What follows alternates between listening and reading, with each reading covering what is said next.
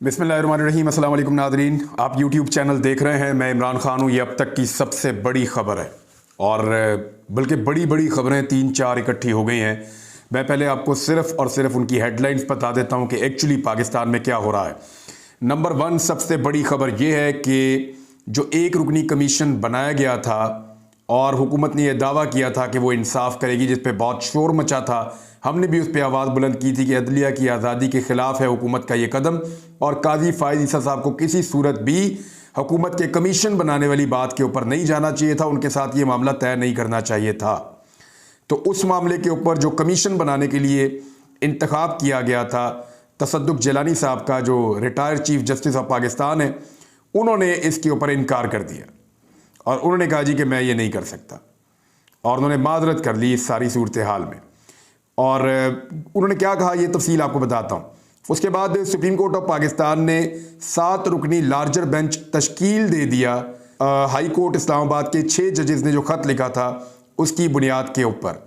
ये भी बहुत बड़ी डेवलपमेंट है, बहुत बड़ी डेवलपमेंट है। सब मुतालबा कर रहे थे कि सुप्रीम कोर्ट इसका नोटिस ले, ये मामला सुप्रीम कोर्ट के अंदर चलना चाहिए और एक बड़ा बेंच बनना चाहिए जिस बेंच में वो जजेस मौजूद हों जो इस मामले को सुने और जो गैर जानिबदार हो।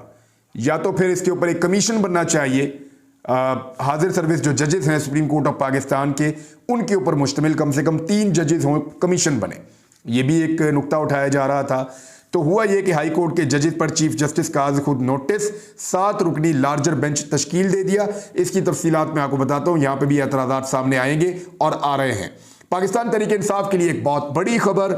मैं पहले ही बता चुका हूँ आपको कई मरतबा कि इमरान खान साहब के ऊपर जो 3 केसेस आखिरी 1 हफ्ते में उनकी सज़ा सुनाई गई, 5 दिनों के अंदर 3 सज़ाएं सुनाई गई, लगभग 30 साल से ज़्यादा की सज़ाएं थी। उनमें मैंने आपको पहले कई मरतबा कहा कि ये केसेस हवा में उड़ जाएंगे, एवेपोरेट हो जाएंगे, ये कभी नहीं बचेंगे। ये गलतियों से भरे हुए ट्रायल हैं, उजलत से भरे हुए ट्रायल हैं। इनके अंदर जानबूझकर ऐसा लगता है ऐसी चीज़ें छोड़ी गई हैं जिनका फ़ायदा इमरान खान साहब को होगा, और अब हो गया।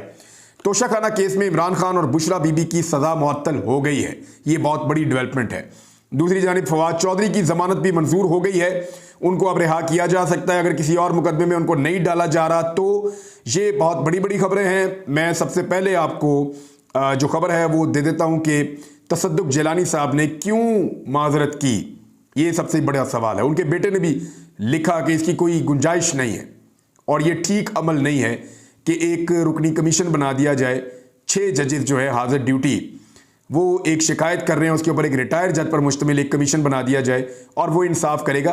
क्योंकि जिस हुकूमत से उनको शिकायत है वही हुकूमत कैसे इंसाफ दे सकती है, या उस हुकूमत का बनाया हुआ कमीशन कैसे इंसाफ दे सकता है। तो डॉन न्यूज़ के मुताबिक जस्टिस तसद्दुक़ जिलानी ने वज़ीर आज़म शहबाज शरीफ को ख़त लिख दिया। चीफ जस्टिस काजी फ़ाइज़ ईसा की जानिब से 6 जजेस के ख़त का आज खुद नोटिस लेते हुए 7 रुकनी लार्जर बेंच तश्कील दिए जाने के बाद ये पेशरफ सामने आई। लेकिन एक्चुअली ये ख़त पहले है। मैं क्योंकि कुछ लोग ये दावा कर रहे हैं, ये दावा समी इब्राहिम साहब ने किया, ये दावा शाकिर महमूद साहब ने किया, और कुछ सहाफ़ी जो हैं वो भी ये दावा कर रहे हैं कि एक्चुअली हुआ ये है कि जब तसद्दुक़ जिलानी साहब ने बता दिया कि मैं तो भाई ये कर नहीं सकता और ये काम ही ठीक नहीं है, तो उसके बाद जो है फिर कोई ऑप्शन बचा नहीं, तो फिर ये बेंच तश्कील देना पड़ा। एक तरफ तो देखें काजी फ़ाइज़ ईसा साहब ने, कॉमन सेंस की बात है, उन्होंने खुद तस्लीम कर दिया था ठीक है जी आप बनाएं कमीशन। अब अगर कमीशन काम कर रहा होता तो काजी साहब क्यों नोटिस लेते।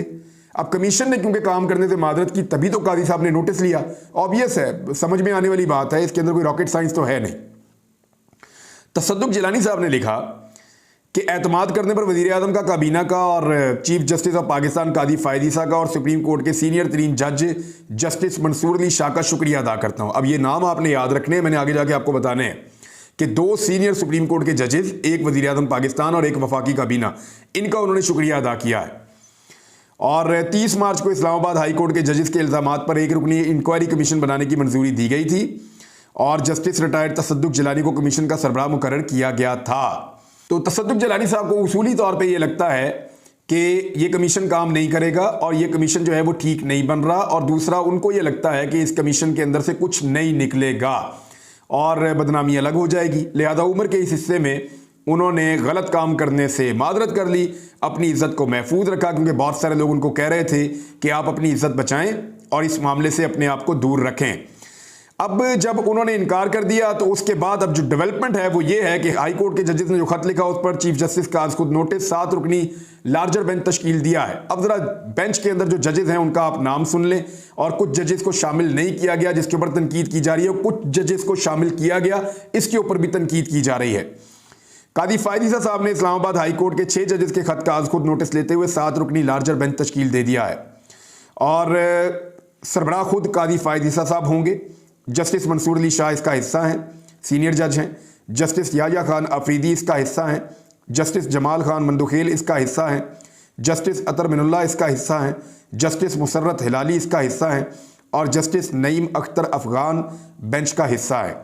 कुछ सीनियर जजेस को बीच में शामिल नहीं किया गया, जिनमें ख़ास तौर पे एक नाम जस्टिस मुनीब अख्तर साहब का है, जिसके ऊपर बहुत आवाज़ उठाई जा रही है कि उनको शामिल किया जाना चाहिए, और उनके अलावा एक नाम जस्टिस आयशा मलिक साहिबा का है कि उनको भी शामिल किया जाना चाहिए। दीगर कुछ जजेस हैं उनको भी शामिल किया जाना चाहिए। अब मुतालबा ये किया जा रहा है एक तरफ के फुल कोर्ट बनाया जाए।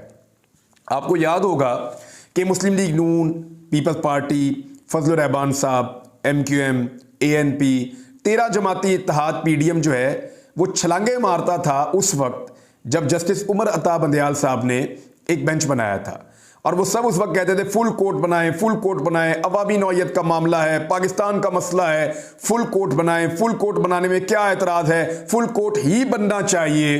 कादी फायद ईसा साहब का भी यही मौक़िफ़ था, और दीगर मुअज़्ज़िज़ जज साहिबान भी ये कहते थे। तो मेरे ख्याल में this is the right time कि फुल कोर्ट बनाया जाए।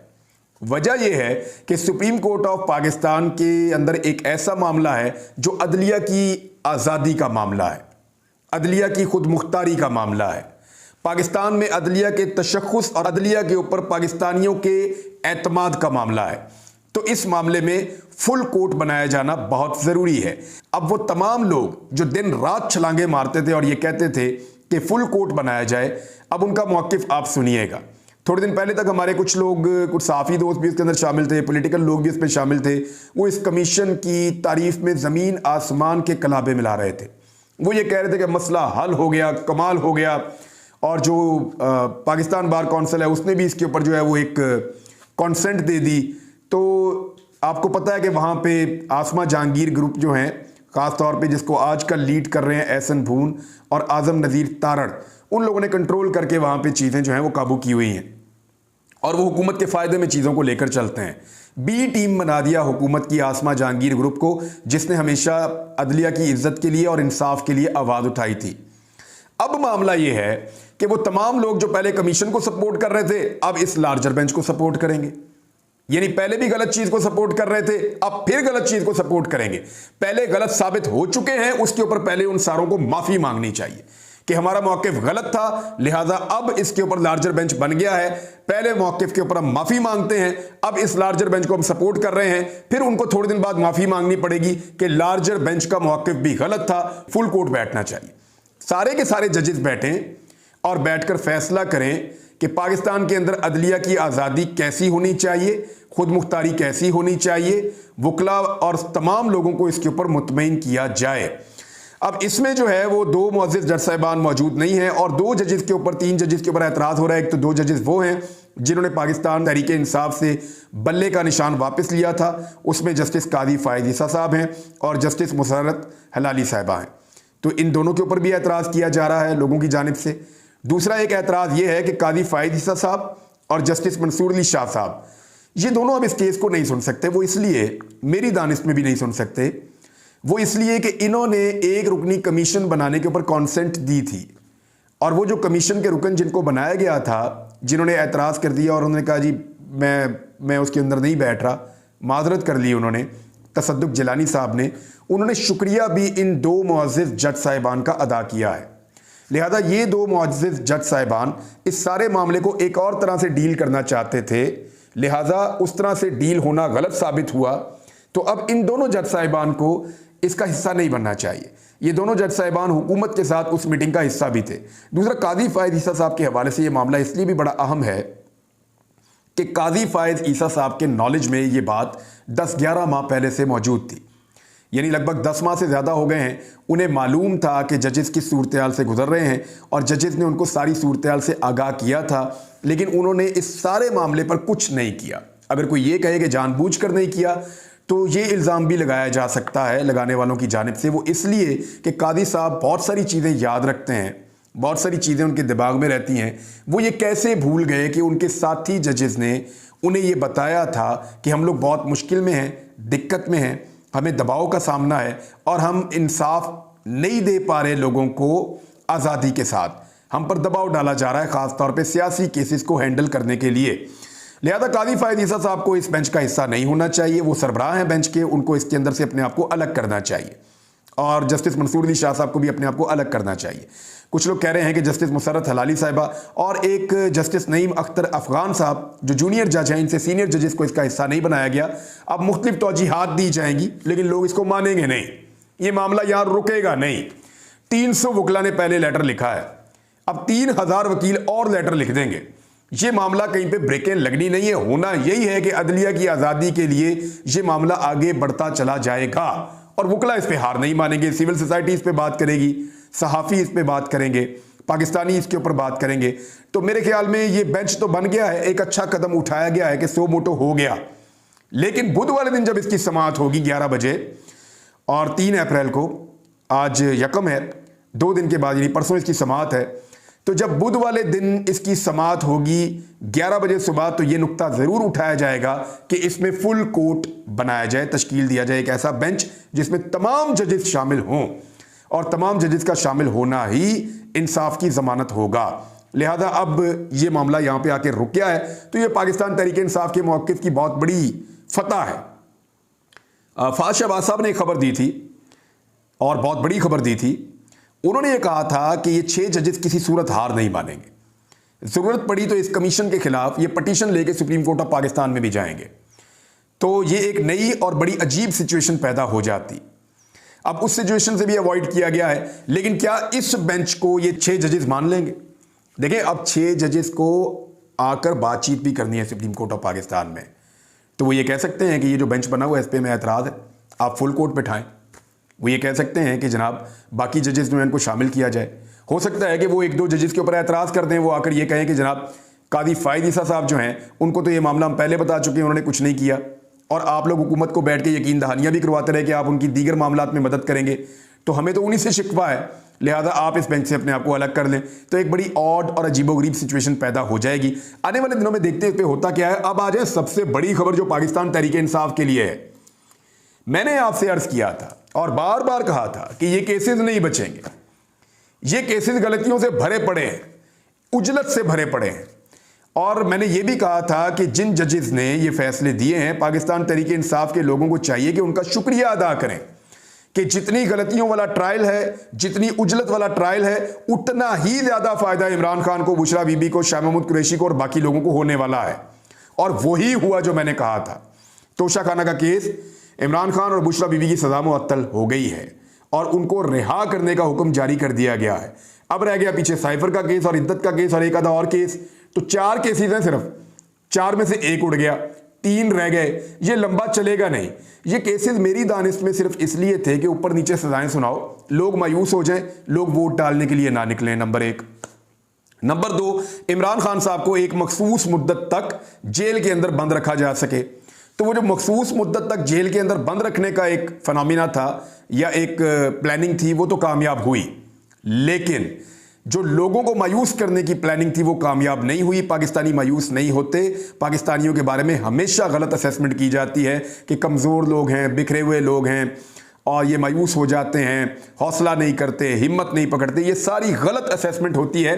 पाकिस्तानी बाशऊर भी हैं और मायूस भी नहीं होते और चिपके भी रहते हैं किसी मिशन के साथ। लिहाजा अब हुआ यह है कि चीफ जस्टिस आमिर फारूक और जस्टिस मियां गुल औरंगजेब, इन्होंने समाअत की। बानी पीटीआई और पाकिस्तान तहरीक इंसाफ के जो चेयरमैन हैं इमरान खान साहब, बुशरा बीबी और उनकी जानिब से बैरिस्टर अली जफ़र अदालत में पेश हुए और प्रोसिक्यूटर जो थे वो अमजद परवेज़ अदालत में पेश हुए और चीफ जस्टिस ने रिमार्क्स दिए कि अली साहब, अगर आप अपीलों पर दलाइल देंगे तो हम आपको नहीं सुन सकते।